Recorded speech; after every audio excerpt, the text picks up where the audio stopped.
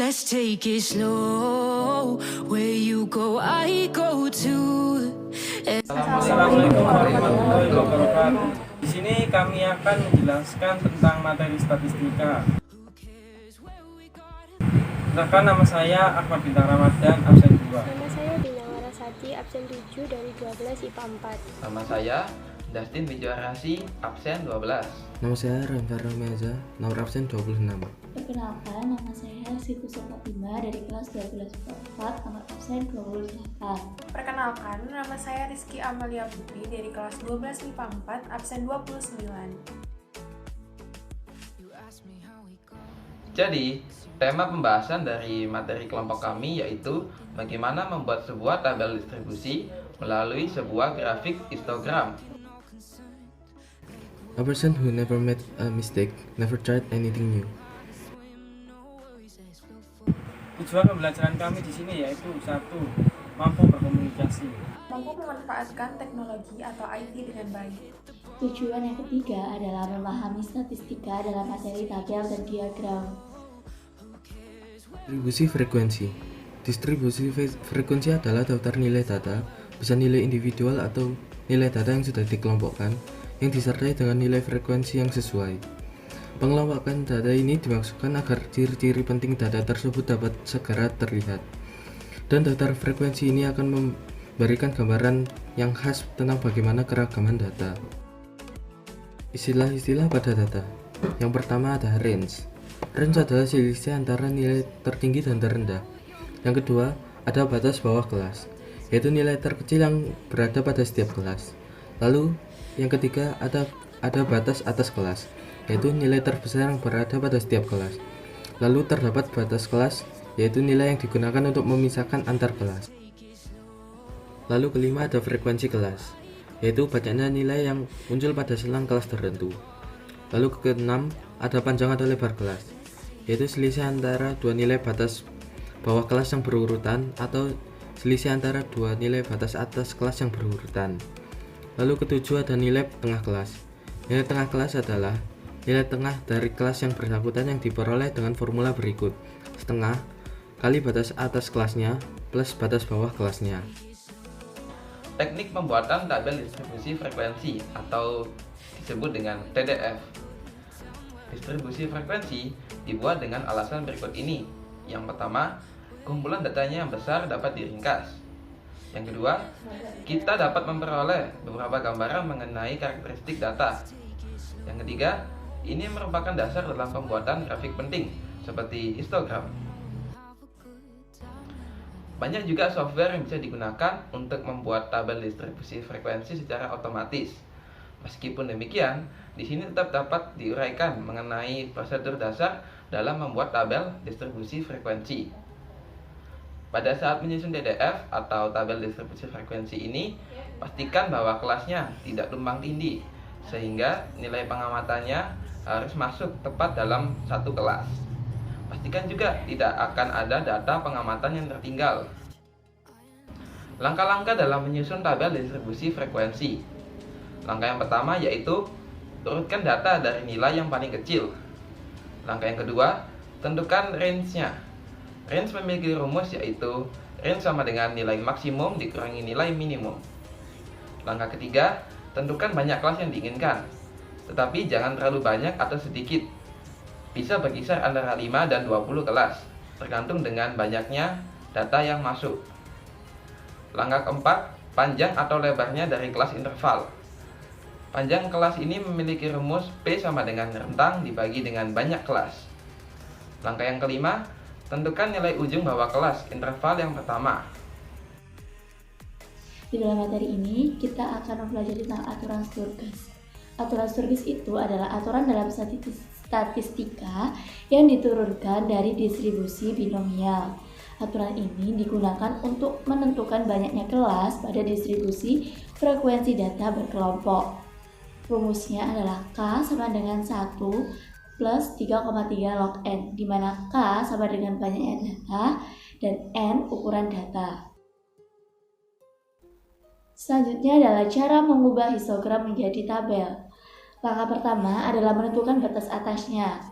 dengan cara tepi batas ditambah 0,5. Yang kedua, menentukan batas bawahnya. Nilai batas bawah ini adalah nilainya satu angka di bawah angka batas atas data setelahnya. Jadi semisal ada data 1, nilai batas atasnya adalah 119, dan ada data 2, nilai batas atasnya adalah 128. Angka sebelum 128 adalah 127. Maka 127 adalah nilai batas bawah dari data 1. Yang ketiga adalah menentukan frekuensinya. Yang keempat, untuk mencari nilai tengah data, kita bisa menggunakan rumus setengah kali batas atas kali batas bawah. Dan untuk mencari rata-rata, kita bisa menggunakan rumus sigma F1x1 per sigma F1. Cara melukiskan distribusi frekuensi dalam bentuk grafik histogram data tunggal. Yang pertama, membuat sumbu horizontal. Yang kedua, membuat sumbu vertikal. Yang ketiga, menetapkan titik 0 yang merupakan potongan X dan Y. Yang keempat, menghitung nilai nyata tiap-tiap interval. Yang kelima, menempatkan nilai nyata pada abjad atau X. Yang keenam, menempatkan frekuensi pada ordinal atau Y. Begini adalah tabel distribusi frekuensi data tunggal. Di tabel ini terdapat nilai, frekuensi, dan nilai nyata. Nilainya ada 10, 9, 8, 7, 6, 5, 4, 3. Dan frekuensinya ada 2, 3, 5, 5, 10, 7, 5, 3. Total dari frekuensi adalah 40. Nilai nyata dari nilai 10 adalah 9,5 sampai 10,5, di mana 9,5 ini diperoleh dari 10 dikurangi 0,5 dan 10,5 ini diperoleh dari 10 ditambahkan 0,5. Untuk mencari nilai nyata dari nilai-nilai pada tabel tersebut, itu bisa menggunakan cara yang sama. Berikutnya adalah histogram frekuensi. Contohnya sebagai berikut. Berikutnya adalah cara melukiskan distribusi frekuensi dalam bentuk grafik data kelompok berikut. Yang pertama adalah membuat sumbu horizontal atau absis X. Yang kedua adalah membuat sumbu vertikal atau ordinal Y. Yang ketiga adalah menentukan titik 0 di potongan X dengan Y. Yang keempat adalah menghitung nilai tiap interval. Yang kelima adalah menentukan nilai nyata pada absis X. Yang keenam adalah menempatkan frekuensi pada ordinal Y. Dan yang ketujuh, membuat garis koordinasi. Berikutnya adalah distribusi frekuensi dalam bentuk grafik histogram adalah sebagai berikut. Histogram data kelompok adalah sebagai berikut. Di sini kita ada contoh soal pertama, yaitu seperti di PowerPoint. Penjelasannya yaitu yang pertama, range ialah nilai tertinggi dikurangi nilai terendah sama dengan 99 dikurangi 35 sama dengan 64. Yang kedua ialah banyaknya kelas dibagi tentukan banyaknya kelas yang diinginkan. Yang kita peroleh range sama dengan 64. Maka kemungkinan banyaknya kelas yang diinginkan yaitu 6 sampai 7. Sebagai latihan kita menggunakan cara aturan Sturges seperti ini. Banyaknya kelas sama dengan 1 ditambah 3,3 dikali log n sama dengan 1 ditambah 3,3 kali log 80 sama dengan 7,28 sama dengan 7. Panjang kelasnya sama dengan range dibagi banyaknya kelas sama dengan 64 dibagi 7 sama dengan 9,14 sama dengan 10. Penjelasan yang kedua yaitu tentukan nilai batas bawah kelas pada kelas yang pertama. Nilai ujian terkecil yaitu 35. Penentuan nilai batas bawahnya bebas saja, asalkan nilai terkecil bisa masuk ke kelas. Itu misalkan apabila kita mengambil nilai 26, maka interval kelas pertamanya adalah 35 dikurangi 26. Nilai 35 tepat jatuh di bawah atas kelas ke-1. Namun, apabila kita memilih nilai batas bawah kelas 20 atau 25, nilai jelas terkecil. selanjutnya adalah 35, dan itu tidak akan masuk dalam kelas tersebut. Namun untuk kemudahan dalam penyusunan dan pembacaan TDF-nya, batas bawah 30 atau 31. Oke, saya tertarik dengan angka 31, sehingga batas bawahnya adalah 31. Dari prosedur di atas kita dapat info sebagai berikut ini. Banyaknya kelas yaitu 2, panjang kelasnya sama dengan 10, batas bawah kelasnya sama dengan 31. Selanjutnya kita susun TDF-nya.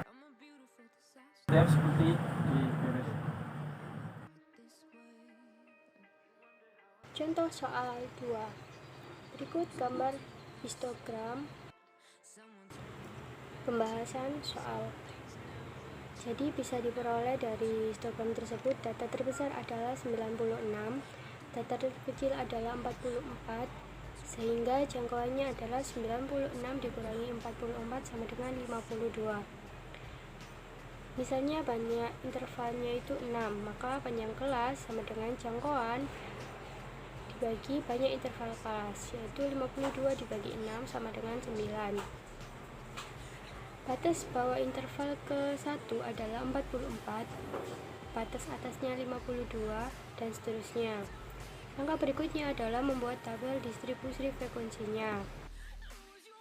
Bisa kita lihat 44 sampai 52, frekuensinya 3, dan seterusnya sampai 89 sampai 97, frekuensinya 6.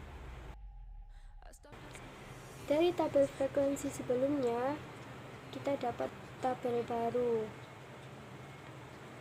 44 sampai 52, frekuensinya 3, tepi kelas intervalnya 43,5 sampai 52,5, titik tengah kelasnya 48.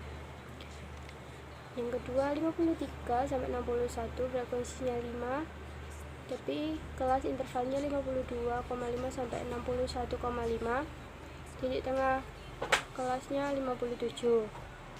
62 sampai 70, frekuensinya 8, tepi kelas intervalnya 61,5 sampai 70,5, titik tengah kelasnya 66. 71 sampai 79, frekuensinya 12, tepi kelas intervalnya 70,5 sampai 79,5, titik tengah kelasnya 75. 80 sampai 88, frekuensinya 6, tepi kelas intervalnya 79,5 sampai 88,5, titik tengah kelasnya 84. Yang terakhir 89 sampai 97, frekuensinya 6, tepi kelas intervalnya 88,5 sampai 97,5, titik tengah kelasnya adalah 93. Demikian presentasi dari kelompok kami. Semoga kalian semua dapat mengerti. Bila ada kesalahan mohon dimaafkan. Wassalamualaikum warahmatullahi wabarakatuh.